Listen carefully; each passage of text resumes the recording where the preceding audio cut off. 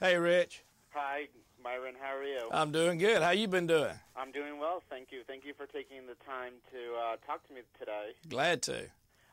So let's just maybe jump right into it. I wanted to know, I've seen that you're on so many different barbecue shows and also with the new season of BBQ Pitmasters coming up. What is it like appearing on all these barbecue competition shows? Well, the Barbecue Pitmaster show where I actually get to judge is a lot more, less anxiety for me. You know, anytime you compete, you got a lot more anxiety. Your level of nervousness is picked up, and you want everything perfect when you're over there competing.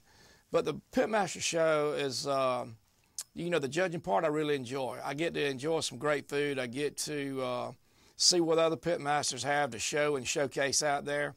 Now, with the other show we're doing for Destination America Smoked, where I actually get to compete, which I love to do, it didn't take me long to get back into character as far as the anxiety level and get into my game face, I guess you want to call it.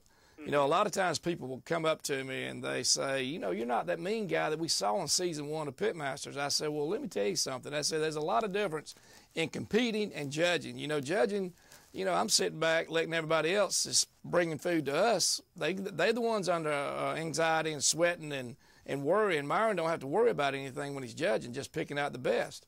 But when you're actually competing, you're down there in the trenches with your fellow competitors, you know, you naturally want to win because they want to beat you. No, absolutely.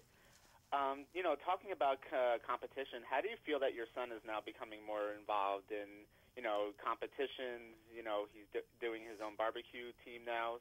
Right, Jackson U South, my son Michael. Yeah. Well, I'm really bringing Michael along, and I want him to get out there, and he has come along so quickly. He wound up being Team of the Year last year in the Georgia Barbecue Association, and he's learned real fast. And, you know, it makes me proud. I mean, I still like to beat him down when we compete head-to-head, but he's coming along because one day, you know, old Dad, he ain't going to be able to keep hitting these roads like he's hitting there, and I want to turn the reins over to Jack's Old South where he can take the team out and keep doing what I'm doing. So, like, what is the biggest challenge, you think, in having your hands in all these great projects, and what do you think, which one is the most rewarding? The biggest challenge is being able to do them all well. And you know, I love anything barbecue, whether it's actually competing or the restaurants or the cookbooks or the cooking schools or the TV shows. I love anything that revolves around barbecue. But with that being said, with all those different things, it's being able to do them well. And you got to really manage your time. You got to have great people behind you, which I do with my cook team, the Jack's Old South cooking team. I got at my compound where we do the classes, I got my brother Tracy there that actually runs the compound during the week when I'm filming, when I can't be there. And to me, though, the most rewarding thing going on with me right now, I would say, would be the TV show. I mean, I really love doing Barbecue Pitmasters. I love doing the pilot for Smoked. I love anything that's actually right there where the barbecue is happening. And those two things are allowing me to either eat great barbecue or I'm actually cooking great barbecue. And to me, that's cool. You know, that's a great segue to my next question. Do you think there's any negatives to all these barbecue competition shows, or do you see only positives? I don't see anything but positives. You know, Barbecue Pitmasters was the innovator. We were the first really barbecue show to hit the airways and stay. And, you know, now you got every other network out there, which is, you know, invitation is the best form of flattery, and that's what they're doing now. Everybody's wanting a barbecue show. But I think it's a great thing because it makes people more aware about barbecue. It's taking it to the next level. It's not only about competition. It's about people being able to go in their backyards and grill food or smoke food and bring their families, their friends. And I tell you what the shows do, it makes it where it's not as intimidating to the viewer. It makes them realize, you know, I can go do this. I can go, and maybe not to that degree, but they can go do that in their own backyard. So that's you're a good person. You're easy to interview because you're providing all my great segues.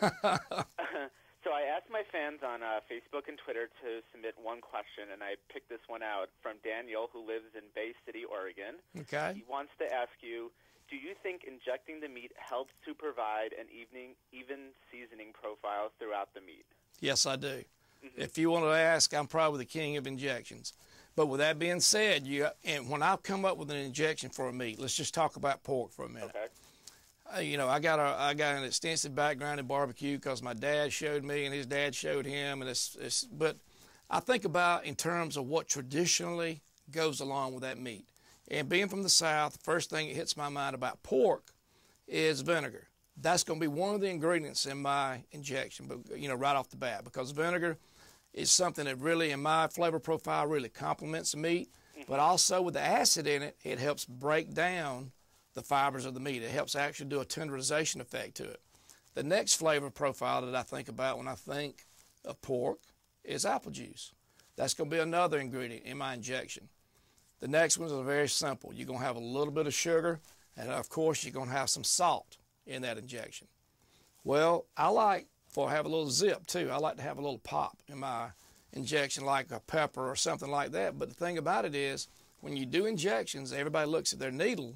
You got those fine little holes right there. Well, coarse ground black pepper, cayenne pepper, any of those things aren't going through that needle. They're going to clog that needle up, and if you get it to go through, then you're going to have little dark patches in your meat where the injection went in. You want that injection to stay not clear, but you want it to stay translucent. I teach this in my classes.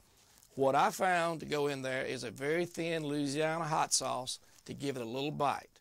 So those are ingredients I would have in my injection. I'd have apple juice. I'd have white vinegar because I think apple cider vinegar is a little strong. I'd have salt. I'd have some little sugar, and I would have Louisiana hot sauce. That would make up my injection, and it does make up my injection. Very cool. I mean, that's an awesome tip. One last final question. If you had to give advice, one piece of advice for up-and-coming barbecue teams and pitmasters, what would it be? One advice I would give is utilize the information that's out here today. You know, go to the internet, go to the cookbooks, go to the cooking schools, shorten your learning curve, learn from folks that already been down those roads, had developed and perfected techniques. You know, the thing about it is get past that pride factor. You know, it's something about, it's nothing to, you learn from other people all the time how to do stuff. When you go to college, you learn how to do stuff from people that already know how to do it. When you go to school of any kind, you learn how to do things from people who already know how to do whatever it is. Barbecuing is no different. If you want to be better at it, go find a book that's done by somebody that knows what they're talking about. Go to the internet, go to cook schools, take the time to learn your craft. Awesome. Well, thank you so much for taking the time, and hope to see you on the barbecue road, definitely in New York City I can't wait for your new restaurant to open up. Well, I want you there at Pride and Joy, but y'all make sure now watch BBQ Pitmasters. Premieres this Sunday at 9 p.m. on Destination America. Okay, great. Thanks a lot, Myron. Thank you, Rich. Bye-bye. Bye-bye.